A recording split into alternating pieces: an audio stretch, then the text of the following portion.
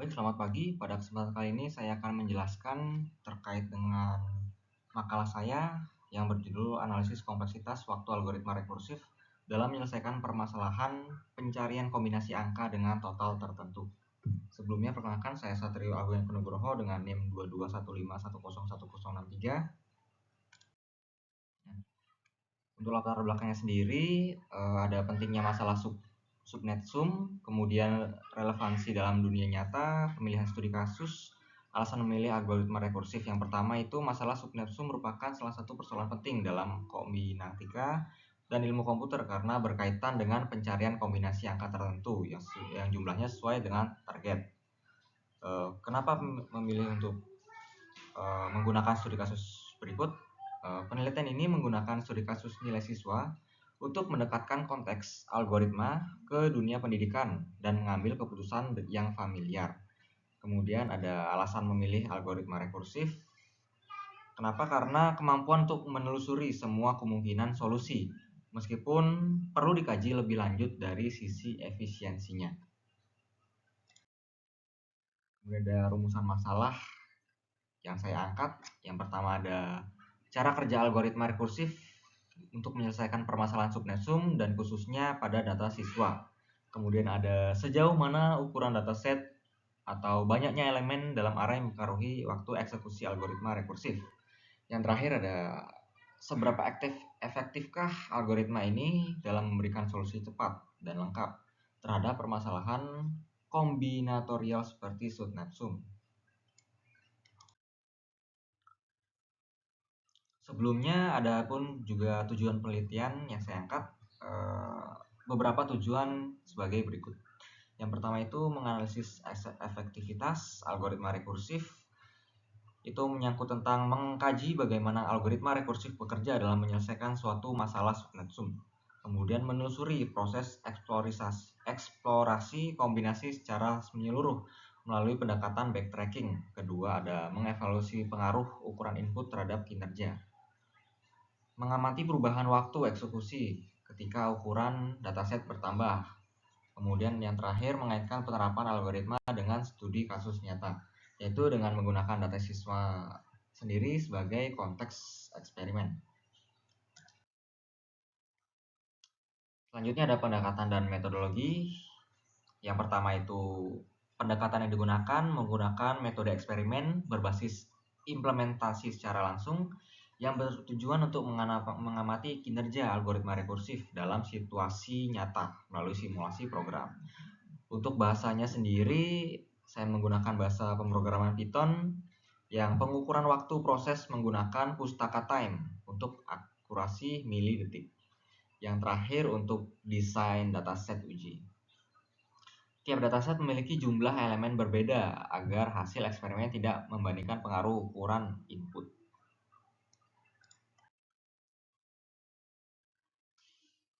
Berikutnya ada skenario pengujian dari dataset itu sendiri. Di sini saya menggunakan 5 jenis dataset berupa array nilai siswa yang disusun secara acak untuk mencerminkan kondisi dunia nyata yang nilainya itu tidak monoton dari terkecil hingga terbesar, tetapi acak. Setiap dataset memiliki jumlah elemen dan target nilai yang berbeda-beda untuk menguji fleksibilitas algoritma. Kemudian untuk tabelnya di sini terdapat dataset 1 sampai 5 yang sebetulnya ada banyak dataset siswa bisa sampai 30-40 karena saya mengujinya cuma sampai 5 jadi hasilnya 5. Untuk dataset nilai siswanya sebagai berikut. Tidak monoton dan sistemnya secara acak. Kemudian ada target nilai D1 147, 202, 212, 235, kemudian 231. Jumlah elemennya ada 4, 6, 7, 8, dan 9.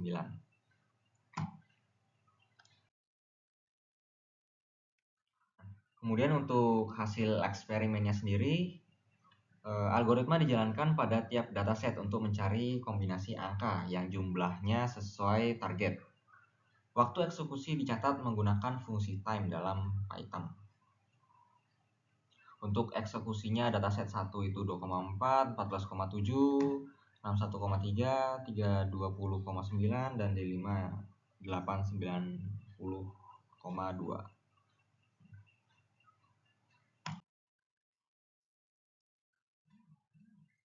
Baik, untuk visualisasi pohon rekursinya, saya ambil contoh pada tabel berikutnya, tabel sebelumnya maksudnya. Untuk dataset yang pertama terdapat jumlah data nilai siswa 74, 62, 85, dan 68 dengan target nilai 147. Dan jika diilustrasikan proses eksplorasi subnet awal pemanggilan dengan dua elemen pertama, maka visualisasi pohon rekursinya dapat digambarkan sebagai berikut.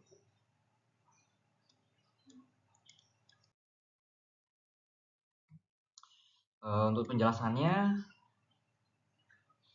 0,147 merupakan titik awal rekursi dan belum ada elemen yang dipilih. Target tetap 147, dari 0,147 terdapat dua pilihan.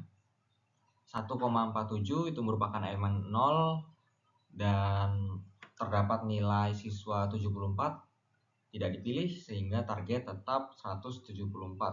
Yang kedua ada 1,73 yang elemen ke-0 dipilih, target dikurangi menjadi 74 menjadi 147 sehingga dapat nilai 73.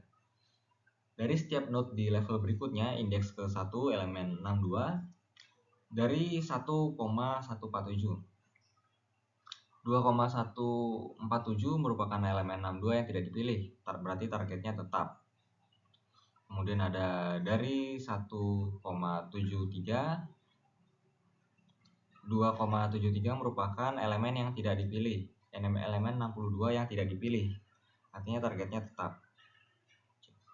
Dan terakhir ini ada 2,11, elemen 62 dipilih, kemudian targetnya dari nilai 73 dikurangi 62 berarti 11, dan berlaku untuk nilai-nilai di bawahnya. Berikut saya cantumkan juga program Python, contoh struktur dataset dan fungsi subnet sum dataset. Baik, untuk dari baris 2 sampai dengan 10 itu merupakan variabel dataset berisi list beberapa dictionary yang setiap dictionary-nya mempunyai ada nama, yaitu nama dari dataset, kemudian ada datanya merupakan list angka yang dimana itu merupakan elemen yang akan dicari kombinasinya. Yang terakhir ada target yang dimana jumlah yang ingin dicapai dari kombinasi angka tersebut. Kemudian ada fungsi dari subnet underscore sum, rekursif, dan semua kombinasi.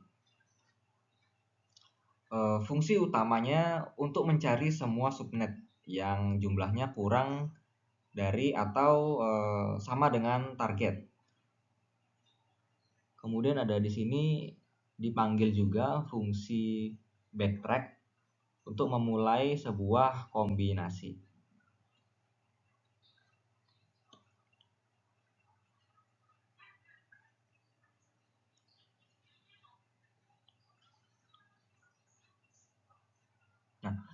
Untuk fungsi backtrack di dalam baris 14 sampai 23 itu menggunakan rekursi jika total kurang dari sama dengan, if total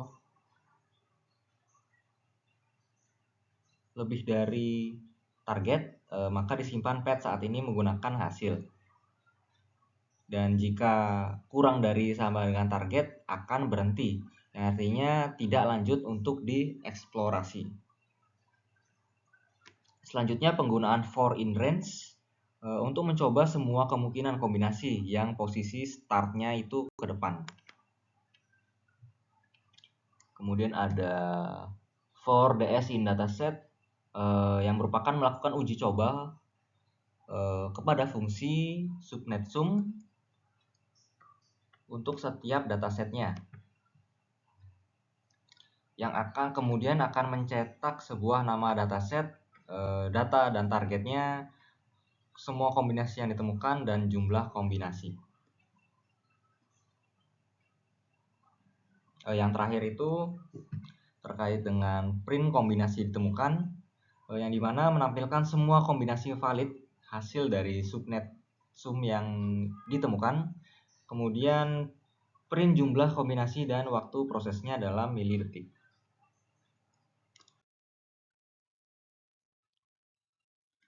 Dari code yang sudah dijalankan, yang diproses, dan akan menghasilkan sebuah output, yang dimana untuk dataset nilai pertama itu merupakan 74, 62, 85, dan 68. Didapatkan target 147 kombinasi 1662 dan 585 dengan total kombinasi 1 dan waktu eksekusi 0,01 milisecond. Dan berlaku juga untuk dataset 2, 3, 4, 5. Baik, bisa ditarik kesimpulan sebagai berikut. Algoritma rekursif efektif dalam menyelesaikan masalah subnet sum karena mampu mengeksplorasi semua kemungkinan kombinasi yang sesuai dengan nilai target. Kemudian kompleksitas waktu eksponensial terbukti melalui eksperimen. Semakin banyak elemen dalam dataset, semakin besar waktu eksekusi yang dibutuhkan.